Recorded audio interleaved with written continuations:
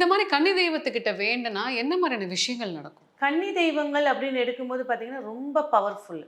ஒரு வீட்ல வந்து பார்த்தீங்கன்னா, ஒரு கல்யாணம்னு எடுத்துக்கிட்டிங்கன்னா, அவங்க என்ன செய்வாங்க? ஃபர்ஸ்ட்டு பத்திரிக்கை வைப்பாங்க. ஃபர்ஸ்ட்டு பத்திரிக்கை குலதெய்வத்துக்கு வைப்பாங்க. குலதெய்வத்துக்கு பொங்க வைப்பாங்க. அதுக்கப்புறம் வீட்ல வந்து 10 வயசுக்குள்ள இறந்தவங்க இருக்காங்க அப்படின்னா, அந்த குழந்தைங்களுக்கு கும்பிடுவாங்க. இல்லன்னா, அவங்களே நெறைய பிரச்சனைகள ஏற்படுத்தி குடுப்பாங்க. ஸோ ம்ஹ்ம். என்னென்ன தெய்வங்கள் இருக்கோ அதெல்லாம் பொங்க வச்சுட்டு, ஃபர்ஸ்ட்டு பொங்கல் குலதெய்வத்துக்கு தான். அடுத்தது தான் எல்லை தெய்வத்துக்கு. அடுத்து வீட்ல இறந்த அந்த 10 வயசுக்குள்ள இருக்கக்கூடிய குழந்தைகளுக்கு. இவங்களுக்கெல்லாம் செஞ்சு முடிச்சதுக்கு அப்புறம் தான் வெளியிலேயே பத்திரிக்கை குடுக்க ஆரம்பிப்பாங்க.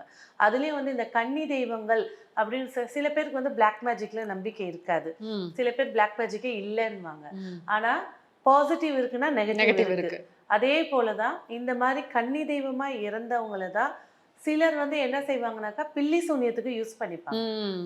ஹீலிங்ல வந்து அத எடுத்து யூஸ் பண்ணிப்பாங்க. அதே போல சுதந்திரமா இருக்கக்கூடியவங்களும் ஏஞ்சலா எடுத்து நோய குணப்படுத்தவும் யூஸ் பண்ணுவாங்க. ஸோ ம்ஹ்ம். அந்த கன்னி தெய்வங்கள வந்து ஒருத்தர் வழிபாடு செய்றாங்க. அதுதான் சப்த கன்னிகள் ஆ சப்தகன்னி. அப்படின்னு இருக்காங்க. நாக கன்னிகள் அப்படின்னு. இந்த கன்னிகள் அப்படின்னு இருக்கிறவங்களுக்கு வந்து ஒரு விளக்கேத்தி ஒரு கும்பிட்டுட்டு வந்தாலே நம்மளுக்கு பாதுகாப்பாயிடுவாங்க.